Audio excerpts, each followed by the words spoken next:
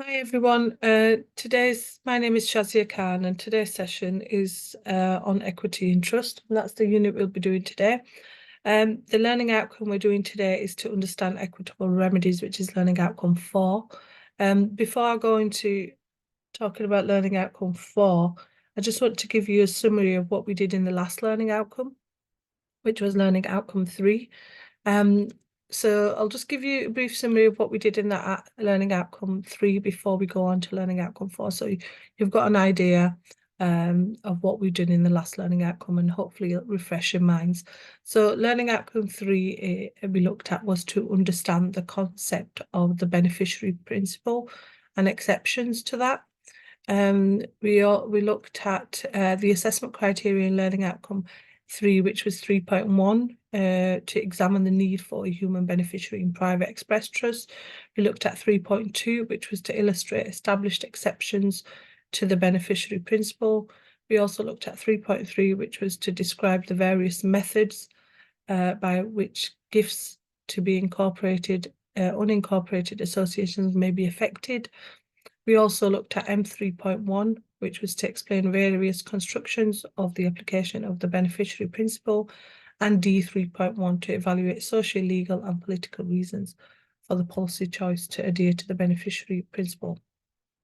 So we went firstly into looking at types of express trusts. So we've got charitable trusts, bare trusts, fixed interest trust, discretionary trust, protective trust, secret floating trust, trading trust, assets in unincorporated associations trust.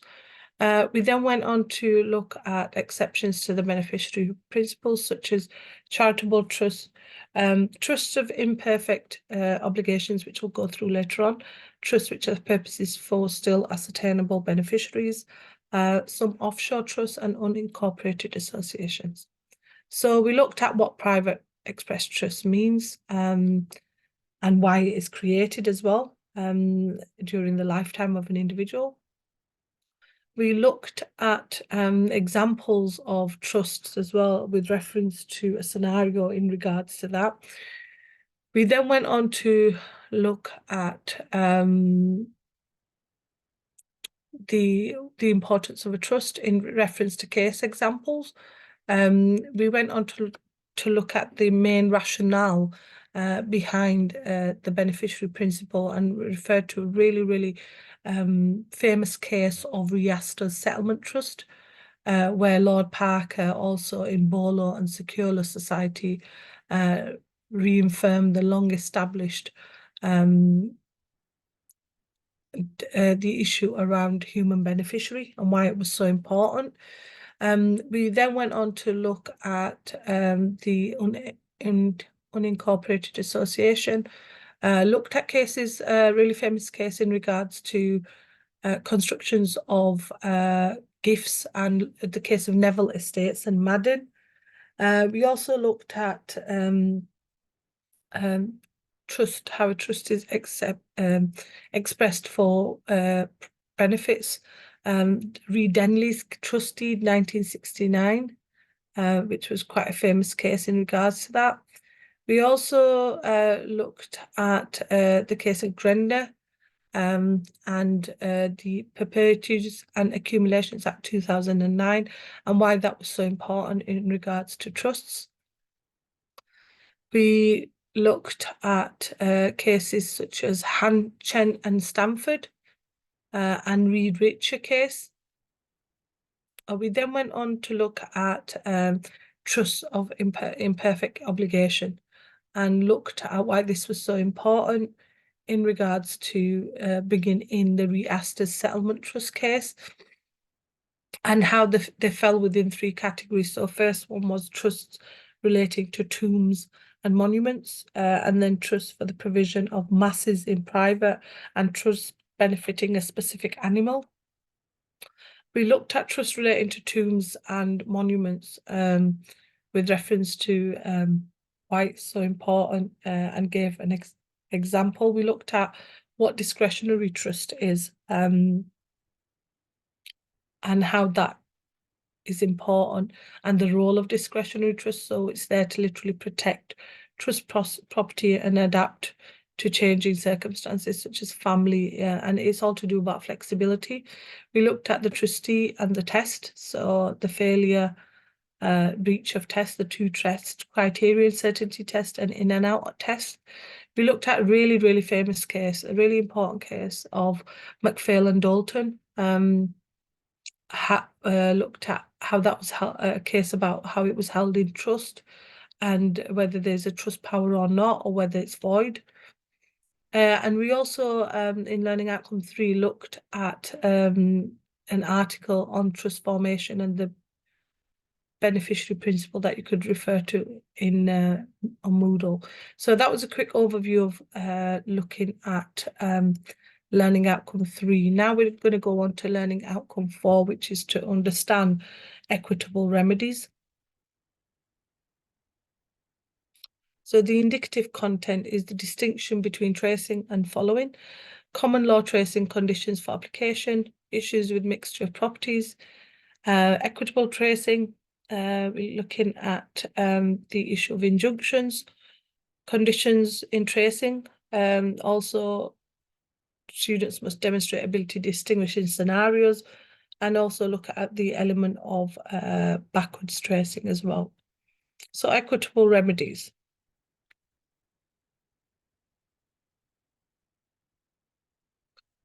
So, as we said, equitable remedies are discretionary, non-monetary remedies ordered by a court to correct an injustice, such as specific injunctions or rescission.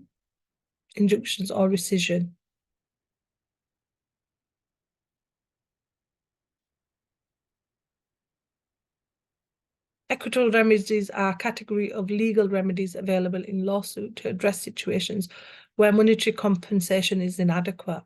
Common in contract law, equitable remedies are employed to ensure fairness and justice between the parties involved. So it's tailored to the specific circumstances of the case and whether there's an element of them getting any form of remedy. And the ones we looked at, the first one was rescission. So equitable remedies, the first one is specific performance. And this is where a court order compelling the defendant to perform an obligation under a contract. So this is important in regards to allowing the contract to be performed, to positive obligation under a contract, and it is available at full trial as a final remedy. Once the breach of contract is established, failure to comply with an order for specific performance is a contempt of court and is punishable by imprisonment or a fine. So it's quite a harsh sentence. And a case in regards to that was the case of Alderley and Dixon, where damages must not be adequate remedy. The Court of Equity damages at law, which must be calculated upon the general money value of land, may not be a complete remedy to the purchaser, to whom the land may have a peculiar and special value. The court will not generally decree specific performance of a contract for the sale of stock or goods as damages at law, calculated at the price of stock or goods in a complete remedy. So, the courts will take that into account when looking at elements. Another really important case in regards to specific performance was the case of Cudi and Rutler.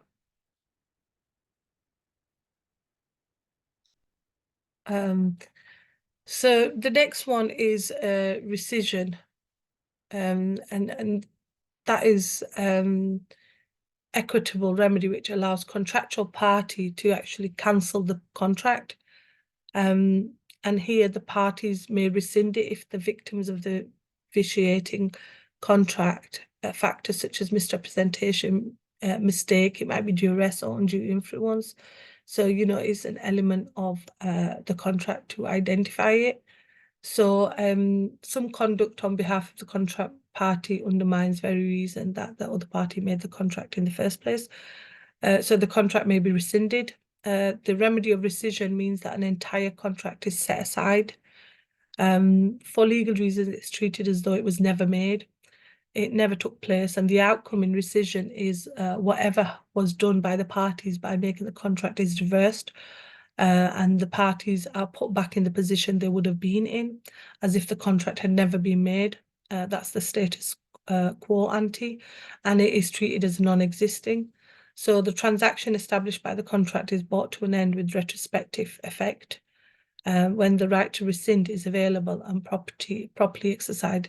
The contract has been rescinded. So, these are elements of rescission.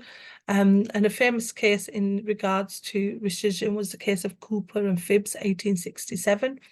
I'll just give you a little bit about the case. So the facts of the case is the complainant, Mr. Cooper, was the nephew of the owner of the salmon fishery near Balsadare Island. He leased this salmon fishery from his uncle.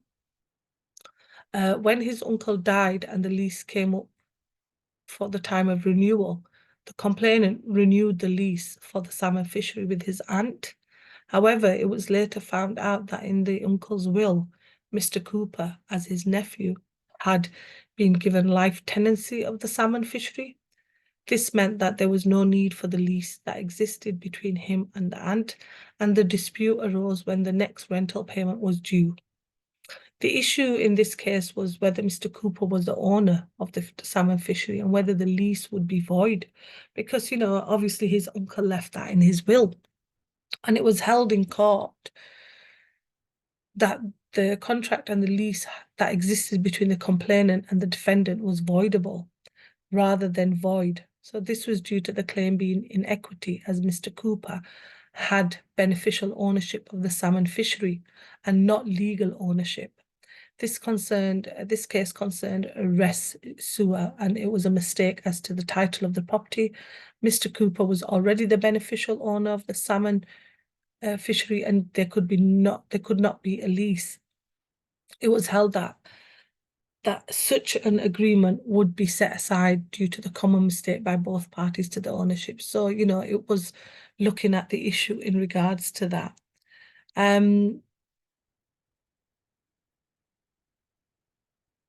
The next one is the equitable remedies is discretionary.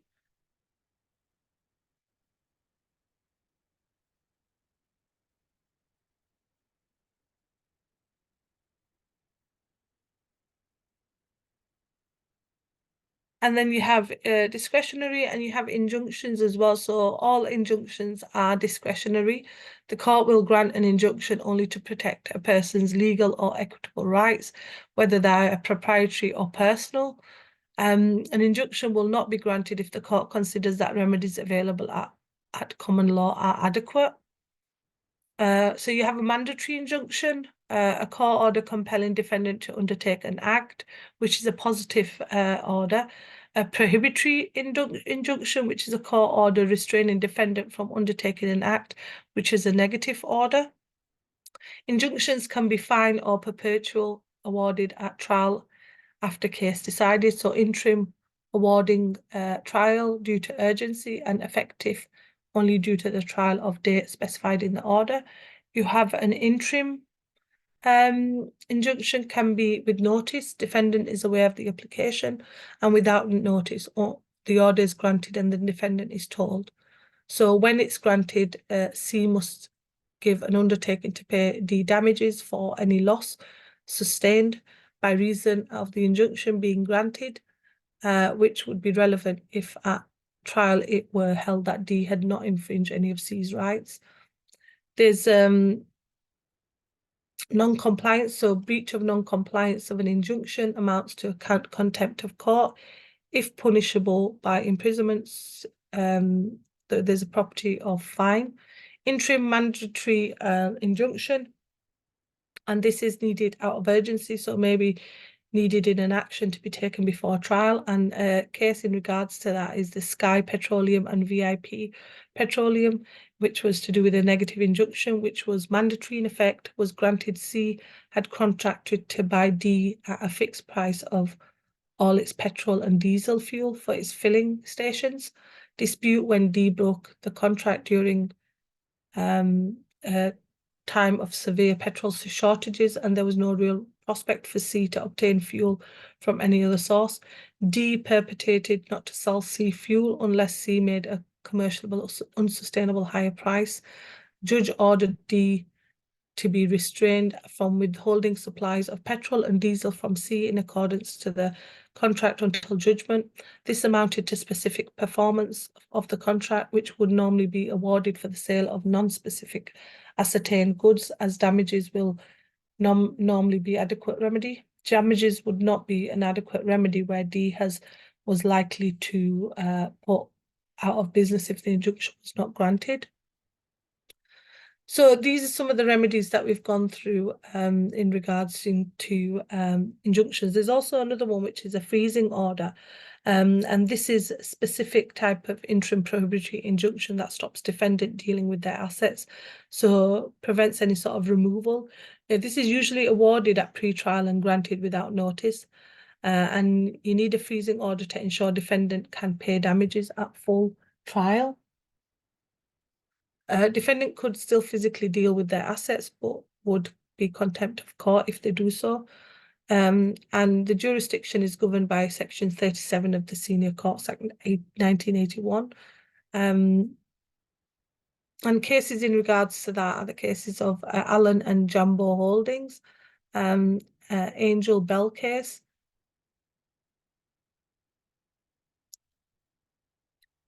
So these are equitable remedies. Okay, so we've gone through the diagram on there, looking at the equitable remedies and the element of them. Another case you could look at in regards to equitable remedy is the case of Express Newspapers, which was to do with interim remedies, and that was to do with prohibitory injunctions to stop a behaviour in. So damages would not have been enough, as a publisher did not want money. He wanted the newspaper to be published. So you look at things in regards to elements of that. So the next slide is the general nature of equitable remedies. So the remedies developed by the courts of equity different from remedies developed by common law courts. Equitable remedies supplement rather than compete with common law remedies. Equitable remedies are personally exercised against a specific individual. The remedy prevents the specified individual from acting unconscionably and strikes at the defendant's conscience and conduct. Equitable remedies will be refused if the courts cannot ensure they will be observed. So it's really important in regards to equitable remedies that they are observed. The courts of equity differ from remedies, as we mentioned. They are not available in every single case where a claimant has suffered a wrong. In particular, equitable remedies are only available if the relevant common law remedy is insufficient to protect the claimant or compensate for wrong he has suffered. Equitable remedies are always discretionary, as we mentioned earlier, and the courts, guided by the maxims of equity, will not make an order that cannot be observed on or intervene where it would pointless to do so.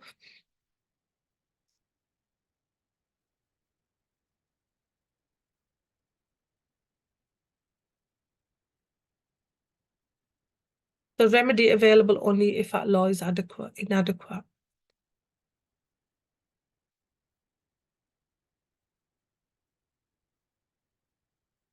It is a precondition of the award of an equitable remedy that the remedy of law, usually damages, is inadequate.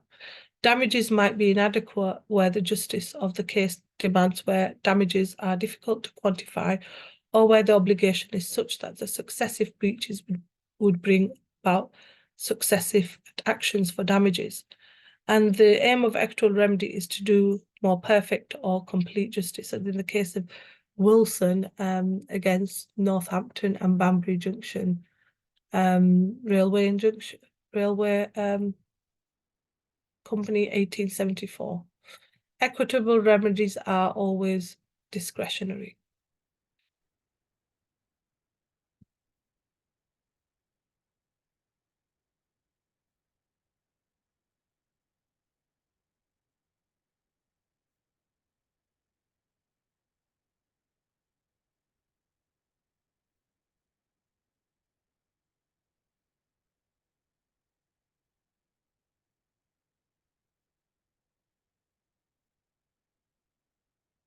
So the common law remedy of damages for breach of contract is an example of a remedy that is available as of right. If the claimant establishes that defendant has broken the terms of a contract and the claimant has suffered damage as a result, then the court will then award damages. There are also legal mechanisms to ensure that the defendant complies with the award of damages, and these are available whenever damages are awarded. The court does not have any discretion as to whether to award damages or assist in the collection. If the claimant is seeking equitable remedies such as specific performance, the court has discretion, which is a choice whether to award that remedy. Although the court's discretion is wide, it is exercised in line with established rules and principles.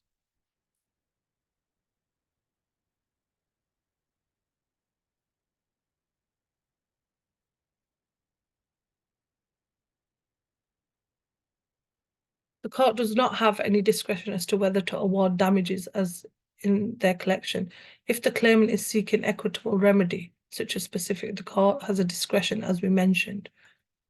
Equitable remedies have come to be known as discretionary remedies. Equitable replicative remedies are replicative remedies which the court can refuse because certain kinds of bars are found to operate.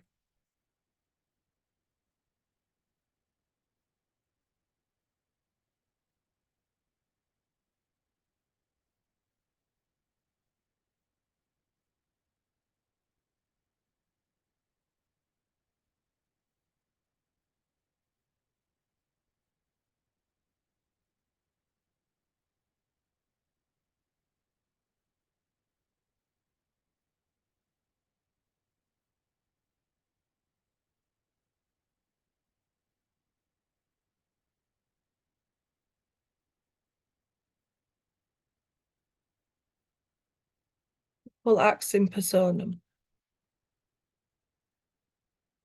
Equity acts in personam.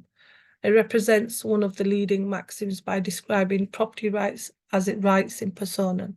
The law means that the right can be exercised against the entire world. Those entitled to the right cannot be deprived by anyone. In the presence of a trust, the interests of the beneficiary, such as the person for whom the property is held, cannot be compromised by anyone.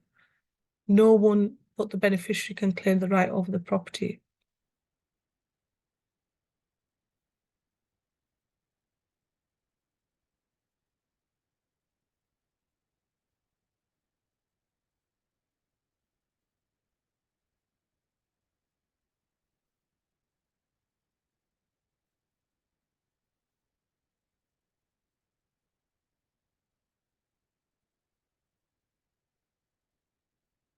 So the equitable remedies are personal and exercised against a specified individual. The remedy prevents the specified individual from acting, as we mentioned, unconsciously.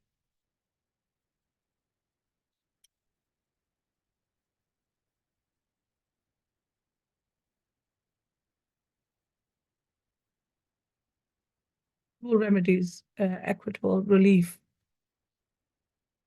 Equitable relief, i.e. for a monetary remedy, is inappropriate when an award of money damages will not lead to a fair result.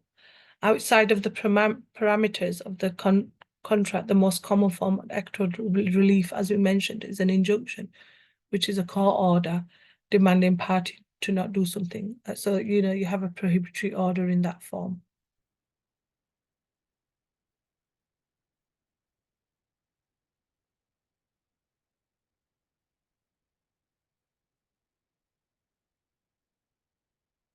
An injunction to do something. A court will issue injunction if a party can show irreparable injury. An injunction, as we mentioned, is to prohibit someone from doing something. Apart from injunctions, there are several other types of equitable remedies available in courts. Things like rectification, constructive trusts. So injunctions, you can have a prohibitory one, which we went through earlier, and a mandatory injunction, and they are granted at the court's discretion. However, there are certain equitable remedies which are based on the nature of the contract itself, while damages will be sufficient because something about the contract is rare, the court will award specific performance, as we mentioned earlier. Specific performance is an equitable remedy in which the court compels the breaching party to perform the contract. Such orders are discretionary, and in some jurisdictions, courts may award damages in lieu of specific performance. Evaluate conditions for tracing in the equity in regards to law. So what tracing in English law is a procedure to identify property such as money that has been taken from the claimant involuntarily. So it's not in itself a way to recover the property, but rather to identify it so that the courts can decide what remedy to apply. The procedure is used to several situations broadly demarcated by whether the property has been transferred because of the theft, breach of trust, or by mistake. Tracing is divided into two forms. Common tracing, where you can trace the third parties, but only through clean substitutions of property. In other words, you cannot trace property at common law if the property has become mixed with other property. The claimant must demonstrate property is very that the property, is the very property which is to be restored, or that the property claimed has not been mixed up with any other property. For example, in the case of Bank, Berge and Hambrook, where the provided money in the bank accounts was held unmixed with other monies, it was possible for common law tracing to be effected. The common law equitable tracing, on the other hand, relies on the claimant having an equitable interest in the property and can succeed where the property has been mixed with other property. In the case of Taylor and Plummer, 1815, Lord Ellenborough was clear that there must be a clear substitute to trace at common law, such the substituted can be ascertained to represent the original property. So if you convert the property into money and mix the other money, you lose power to trace at common law. This means that common law tracing is very rarely applied. So an equitable claim of tracing is much more powerful than a common tracing. For example, in the case of ATHE, Africa and Jackson 1991, the court appeal found that money could not be traced at common law as it was passed through mixed funds. Tracing in equity, if the claimant is able to establish property was transferred in breach of fiduciary duty, they will be able to use the equitable tracing. This allows the claimant to trace through mixed funds and, as we mentioned, and take increase in the value of assets bought with the funds. However, this is also, it appears, available in common law tracing, as in the case of FC Jones and Sons 1997. Equity can only trace money through electronic fund transfers, whereas common law cannot, as in the case of ATHE, which we just mentioned. There are requirements for tracing in equity. Firstly, that the claim must be based on pre-existing fiduciary relationship, which we'll go through a little bit more in a little while. So tracing is a process, as we mentioned, that allows the recovery of property by the owner if it's taken involuntarily, as we mentioned. The case in regards to tracing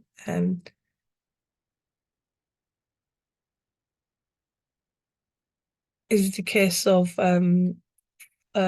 Foskett and McCone in regards to the element of tracing and what steps need to be taken. Tracing in common law, as we mentioned, is where the claimant seeks to identify property that belongs to him at common law. This is where physical possession of the property passes, but there's no legal ownership. Someone with an equitable interest property, but no legal title, as is MCC proceeds and She House Lemon. And the key point that was established in this case was that an equitable owner has no action for tort of conversion unless he also has a legal title. In this case, BIT, a nominee company, held shares of Berlitz International, including under the Trust for Macmillan, which was run by Robert Maxwell, father of Gerslyn Maxwell. In breach of the trust, Agreement, BIT, at the instigation of Robert Maxwell, pledged the shares to Lehman Brothers as collateral for personal loans to the Maxwell family. After default, Lehman Brothers exercised the power of sale as pledge and sold the shares to Sharehouse Lehman. MCC is the assignee of Macmillan and sought to claim against Shearson Lehman in both equity and conversion. The judge held that Shearson Lehman had acquired good title bona fide purchaser for the value without notice, and thus MCC's equitable title was defeated. An MCC claim for damages for conversion was also dismissed, and the judge was right to dismiss the action. The short answer to MCC proceeds claim is to be found and rooted in English legal history. Conversion is a common law action, and common law did not recognise the equitable title of the beneficiary under the trust. So that was in regards to the case of MCC proceeds. Tracing inequity. So tracing inequity, as we mentioned earlier, is not based on legal ownership, but on the claimant's possession of an equitable interest. There are several advantages to equitable tracing. First, it can trace property now mixed with other property.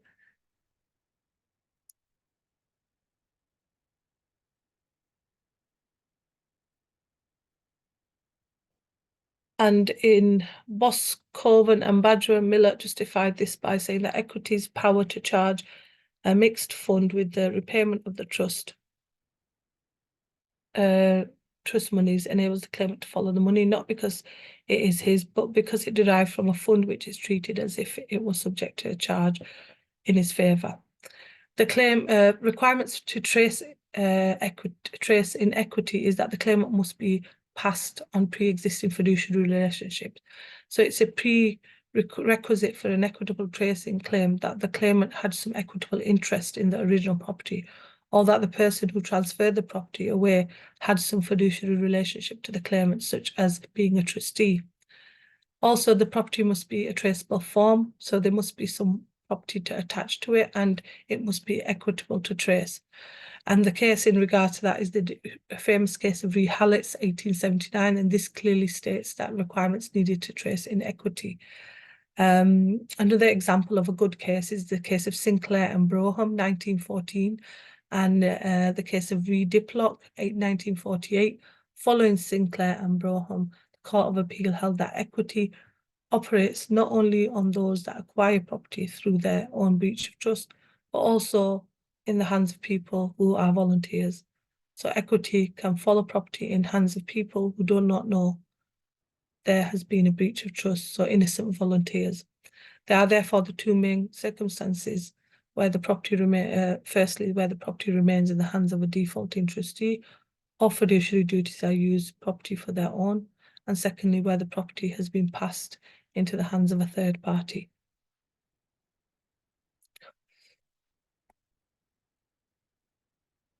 So a mixed of trust funds with trustees.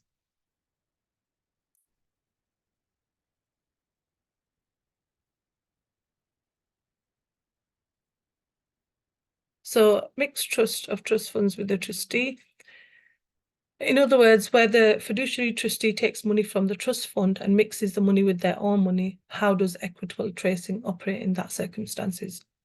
So the doctrine of honest trustee assumes that where a trustee has mixed trust money with his own, and some of the money is spent on items of value such as shares and other money, the trustee has invested the trust money and invested his own. In other words, the court may choose if it is trust investment or from trustee's own pocket. So if the investment is good, it will be trust investment. If it's bad, it will be their own pocket. So these were important in regards to identifying mixed trusts.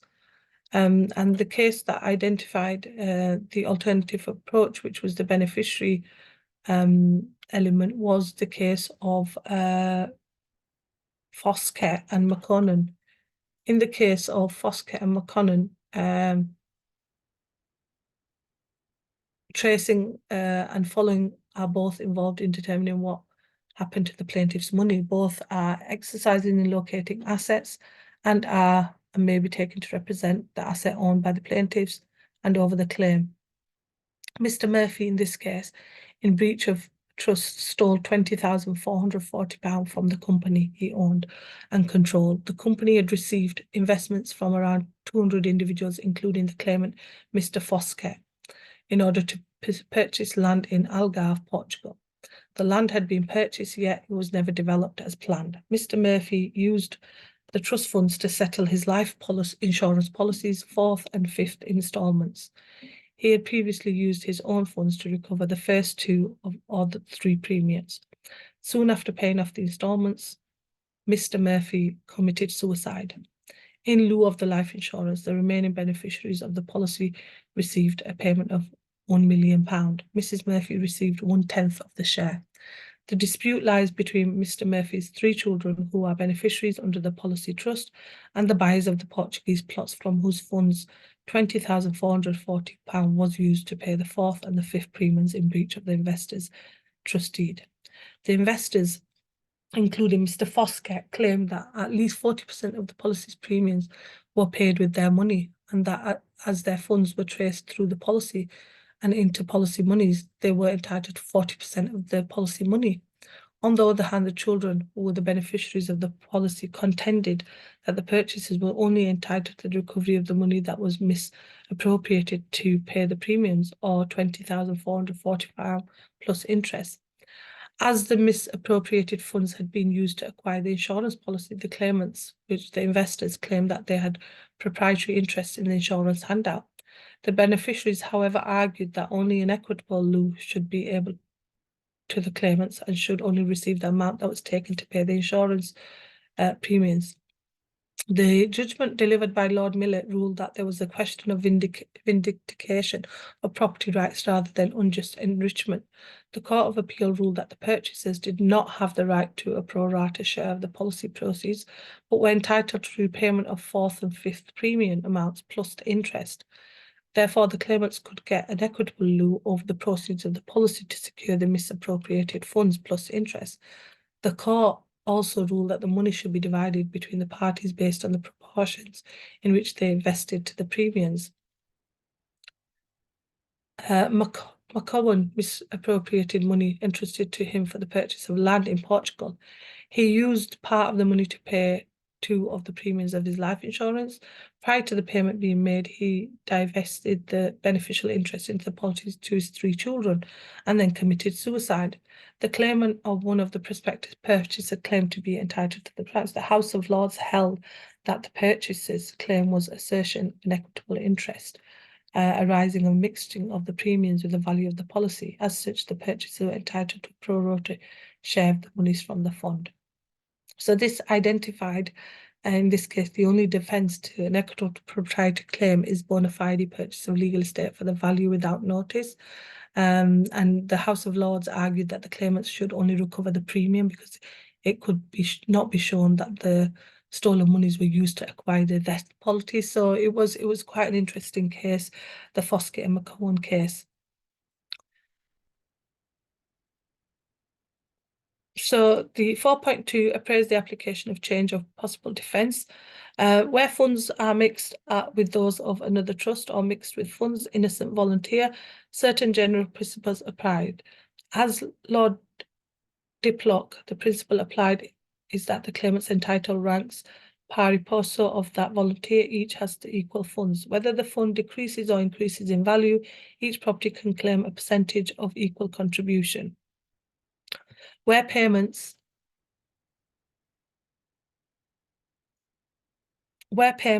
have been made by mistake, claimants may or may not recoup their losses. The leading case in that was the case of Wooddish Landscape, Garonta and Islington Council, where Lord Brown Wilkinson declared that a constructive trust would be created where the recipient of the funds became aware of the mistake transfer, as such ignorance of the mistake would not create a fiduciary relationship. Therefore, not a trust, and the property would be untraceable. The right to trace may be lost if the property cannot be found or no longer exists. Defences to tracing are possible. The change of position defence is where the defendant has received property and giving it back would change his personal circumstances. This was consciously defined in the case of Lord Gough in Lipkin, Gorman and Carful, where an innocent defendant's position is so changed that he will suffer an injustice if called upon to repay or repay in full. The injustice of requiring him to repay outweighs the injustice of denying the plaintiff restitution. Such a defence is closely linked with unjust enrichment and his limitations. Any bad faith on part of the defendant would invalidate the defence, such as if the recipient of the property has encouraged the payer to transfer it or received it by mistake. The defence is also not available to people who are acting illegally, as in the case of Barros, Matos and McDaniels Limited.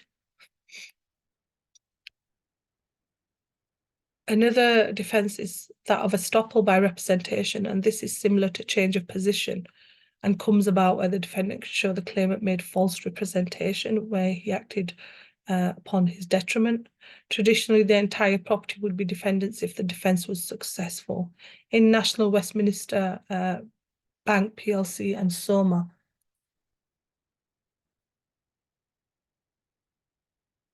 Limited International, however, the court decided that the defendant was only allowed to retain property equal to his losses due to the claimant's representation. 4.3 specific performance, assess when specific performance. So here we're looking at when specific performance comes into account. The courts assess here whether monetary damages would suffice to compensate the aggrieved party. If damages are deemed inadequate in this sense, then the specific performance may be granted. Mutuality specific performance may be ordered if it is enforceable against both parties. Therefore, you must actually convince the court that such an order is the fairest outcome. Only a court can award for specific performance. Therefore, when considering how to wish to resolve a dispute, if you ultimately want to force the party to do something with specific, you can go to court. Refusal to observe terms of the order is contempt of court.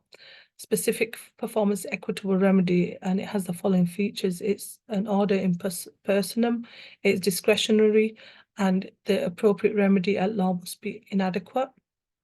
Equity acts in a personam.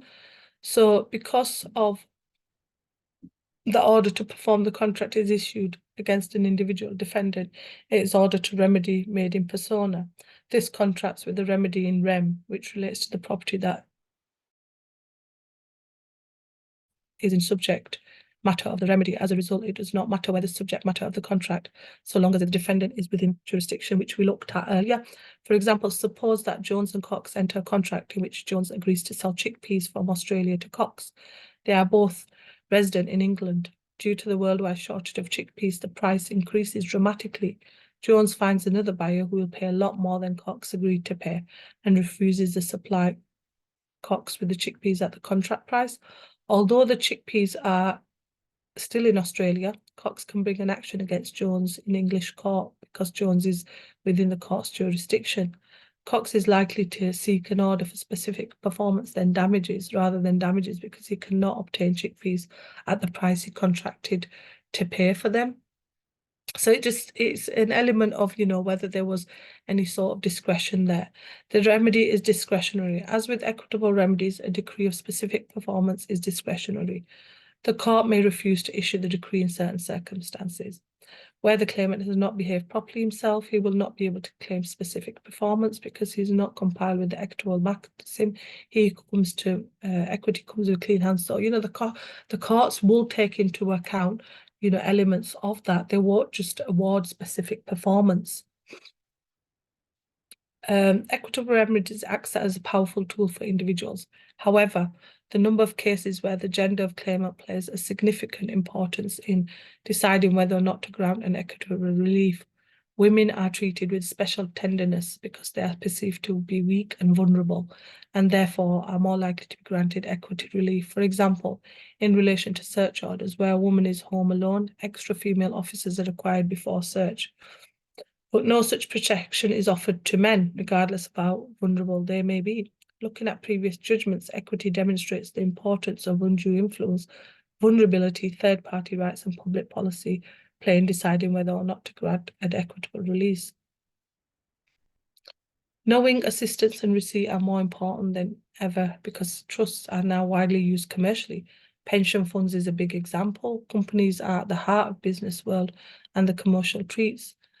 Commercial fraud has flourished, and it's happening more and more as technology is changing and new technology devices are coming in.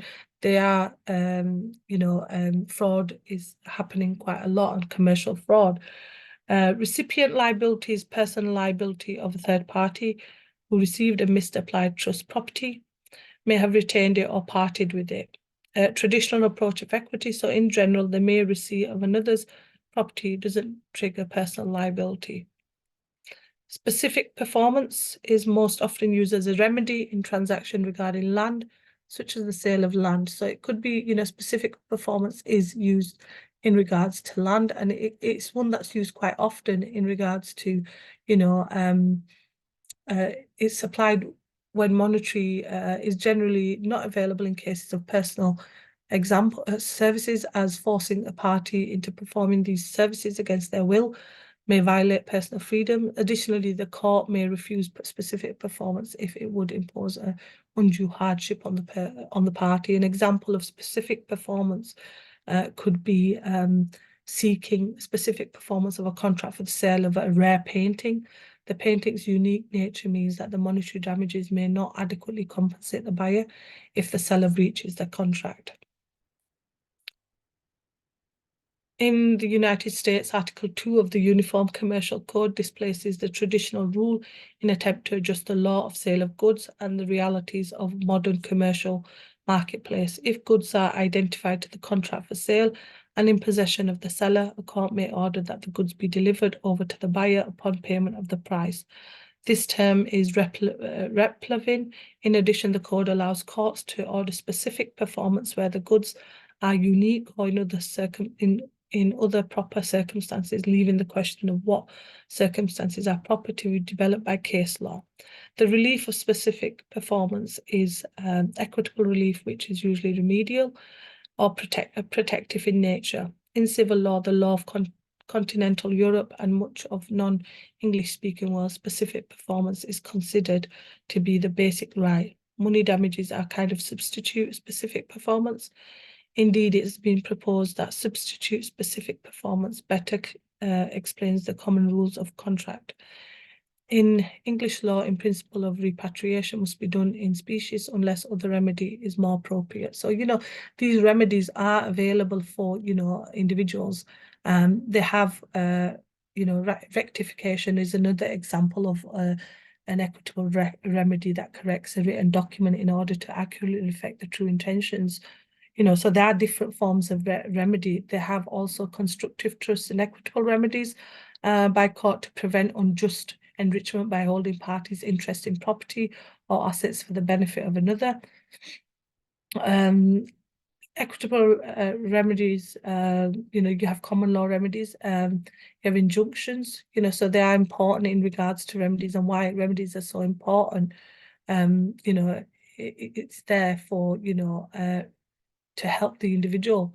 The three main types are injunction, specific performance, and rectification, where injunctions restrict and compel actions, which we've looked at. Specific performance, more in detail, requires a party to fulfill their contractual objectives.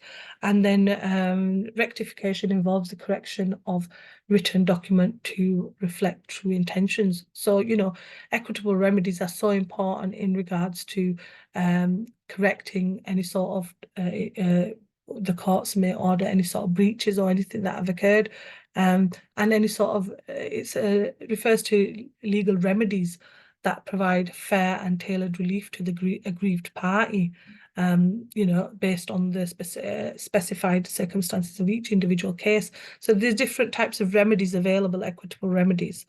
We've finished learning outcome 4 now. on equity and trust unit. This is some further reading there on law teacher on looked at the context of equitable remedies, which is quite interesting to have a read on, and the link is just there for you to have a look at. Video for further enhancement on your reading is a video there on you can look at in your own time on equitable remedies and why there's a need for equitable remedies. The different types of equitable remedies, the difference between common law remedies and equitable remedies, and why they are used in courts and why courts rely on them. So that video is quite good. You can have a look at in your own time. There's additional reading, some references there that you could refer to in regards to Learning Outcome 4 that have been used. So some internet references there, some links that you could just click on, and you could go on to going on to the links. Also, if you go onto Moodle, the recording for this session will be on Moodle, and other sessions, Learning Outcome 1, 2, and 3, will be on Moodle for you to help you with your assignment. The next learning outcome we've got is learning outcome 5, which is the next session. So if you have any questions, please email learnerwork@ukvarsity.co.uk, and please go on to Moodle for any ebooks or any additional reading. And also, if you need to go on for your ebooks, you can have some resources there, and also the assessment brief will also be on Moodle for your perusal. So if there's no more questions, we've finished the session on learning outcome for today, which is equitable remedies, and we looked at the different types of remedies, and we've the next learning outcome is learning outcome 5. Thank you for attending today's session, and I will see you in the next session.